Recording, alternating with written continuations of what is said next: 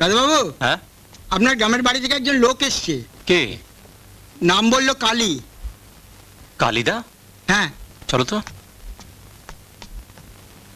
এই যে নিয়ে এসছেন। কি গো কালিদা, তুমি হঠাৎ? সেটাই তো জানাতে এলুম গো দাদাবাবু। মা ঠাকুরের শরীরটা বড্ড খারাপ হয়েছে। কি হয়েছে মায়ের? বুকের ব্যথাটা আবার বেড়েছে। ডাক্তারবাবু আপনাকে খবরটা দিতে বলেছেন। মায়ের বুকের ব্যথাটা? তুমি দাঁড়াও, আমি দাদুকে খবর দিয়ে আসছি। এই যে দাদু। কি হয়েছে দাদু ভাই, কি হয়েছে? ইনি দাদু, কালিদা আমাদের বাড়িতে থাকে। ও, এর নাম হই বাবু। নমস্কার। দাদু, মায়ের শরীরটা খুব খারাপ, আমাকে যেতে হবে। তাই? তাহলে তুমি আর দেরি করো না, তুমি এসো। আর পৌঁছে মা কেমন আছেন আমাকে একটু খবর দিও। ঠিক আছে, আমি আসছি। হ্যাঁ, হ্যাঁ। রজত, আমি হ্যাঁ, আসছি। হ্যাঁ। দাদুকে হ্যাঁ, ঠিক। দেখিস। বিপদ যখন আসে মানুষের, তখন এইভাবেই আসে। চলো।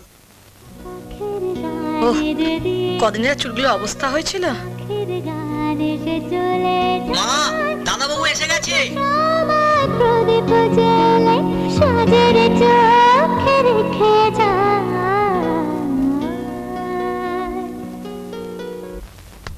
মা, মা, মা তুমি কেমন আছো? মা, তুমি আমার উপর রাগ করেছো? বিশ্বাস করো, নানা কারণে আমি আসতে পারিনি। আমার শোনার দরকার নেই। টেলিগ্রাম পেয়ে আসার সময় হয়নি? টেলিগ্রাম? কই, কোনো টেলিগ্রাম পাইনি তো। টেলিগ্রাম পাসনি? না তো। বলো না মা, কি হয়েছে? আমি ভালো আছি। ওহো, মার জন্য যে কত দরদ সে আমার জানা আছে। আসার সঙ্গে সঙ্গে ঝগড়া শুরু করে দিলে। বলো না মা, কি হয়েছে?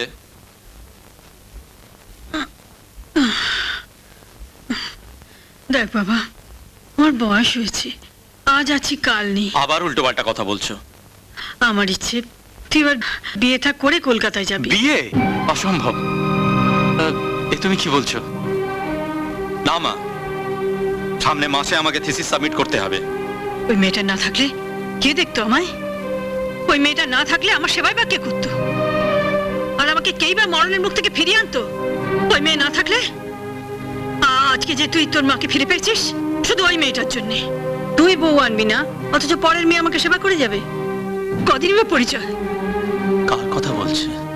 ওই মেয়ের জন্যই আজ তুই তোর মাকে ফিরে পেয়েছিস। মা, অথচ কদিনেরই বা পরিচয়? মনে হয় ভগবানই ওকে পাঠিয়ে দিয়েছে।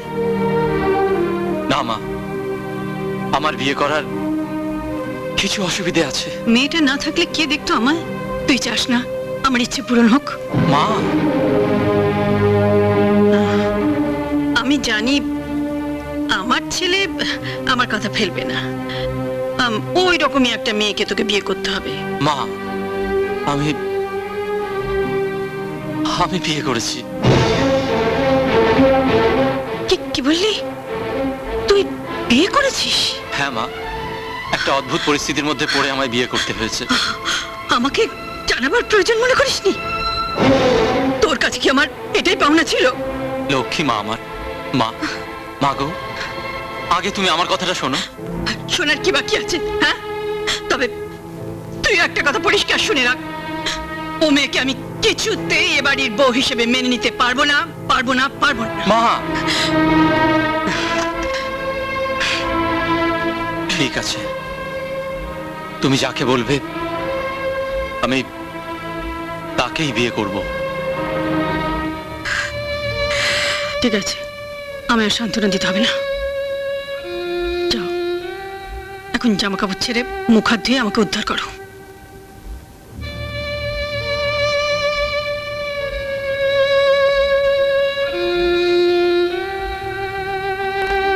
কি হলো?